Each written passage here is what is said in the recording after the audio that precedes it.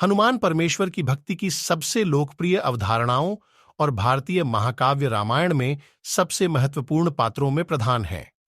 वह भगवान शिवजी के सभी अवतारों में सबसे बलवान और बुद्धिमान माने जाते हैं। रामायण के अनुसार वे जानकी के अत्यधिक प्रिय हैं।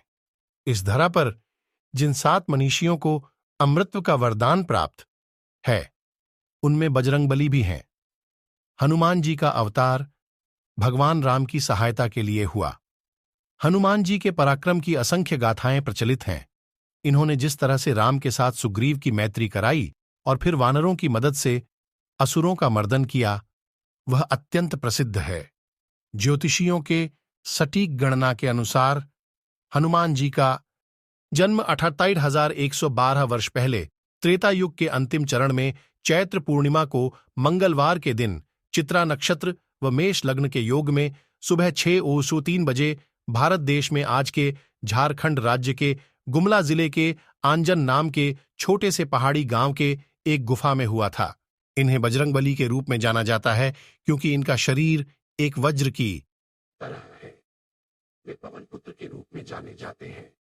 वायु अथवा पवन ने हनुमान को पालने में महत्वपूर्ण भूमिका निभाई थी। मारुत का अर्थ हवा है। नंदन का अर्थ बेटा है। हिंदू पौराणिक कथाओं के अनुसार हनुमान मारुति अर्थात मारुत नंदन है। हनुमान के द्वारा सूर्य को फल समझना। इनके जन्म के पश्चात एक दिन इनकी माता फल लाने के लिए इन्हें आश्रम में छोड़कर चली गईं। जब शिशु हनुमान को भूख लगी तो वे उगते हुए सूर्य को फल समझकर उसे पकड़ने आकाश में उड़ने लगे। उनकी सहायता के लिए पवन भी बहुत तेजी से चला। उधर भगवान सूर्य ने उन्हें अबोध शिशु समझकर अपने तेज से नहीं जलने दिया। जिस समय हनुमान सूर्य को पकड़ने के लिए लपके, उसी समय राहु सूर्य पर ग्रहण लगाना चाहता था। हनुमान जी ने सूर्य के ऊपरी भाग में जब राहु का स्पर्श किया तो वह भयभीत होकर वहां से भाग गया। उसने इंद्र के पास जाकर शिकायत की, देवराज, आपने मुझे अपनी क्षुधा शांत करने के साधन के रूप में सूर्य और चंद्र दिए थे। आज अमावस्या के दिन जब मैं सूर्य का ग्रस्त करने गया तब देखा कि दूसरा राहु सूर्य को पकड़ने जा रहा है। राहु की यह बात सुनकर इंद्र घबरा गए और उसे साथ लेकर सूर्य की ओर चल पड़े। राहु को देखकर हनुमान जी सूर्य को छोड़ राहु पर झपटे।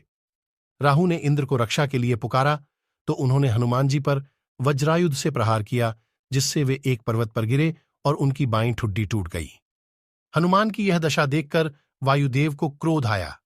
उन्होंने उसी क्षण अपनी गति रोक दिया। इससे संसार की कोई भी प्राणी सांस न ले सकी और सब पीड़ा से तड़पने लगे। तब सारे सुर, असुर, यक्ष, किन्नर आदि ब्रह्मा जी की शरण में गए। ब्रह्मा उन सबको लेकर वायुदेव के पास गए। वे मूर्छित हनुमान को गोद में लिए उदास बैठे थे। जब ब्रह्मा जी ने उन्हें जीवित किया तो वायुदेव ने अपनी गति का संचार करके सभी प्राणियों की पीड़ा दूर की। फिर ब्रह्मा जी ने कहा कि कोई भी शस्त्र इसके अंग को हानि नहीं कर सकता। इंद्र ने कहा कि इसका शरीर वज्र से भी कठोर होगा। सूर्यदेव ने कहा कि वे उसे अपने तेज का शतांश प्रदान करेंगे तथा शास्त्र मर्मज्ञ होने का भी आशीर्वाद दिया। वरुण ने कहा, मेरे पाश और जल से यह बालक सदा सुरक्षित रहेगा।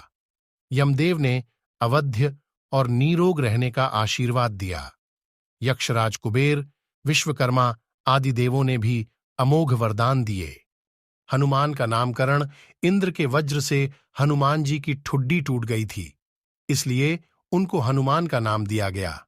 इसके अलावा ये अनेक नामों से प्रसिद्ध है, जैसे बजरंगबली, मारुति, अंजनी सुत, पवनपुत्र, संकटमोचन, केसरी नंदन, महावीर, कपीश, शंकर सुवर्ण आदि।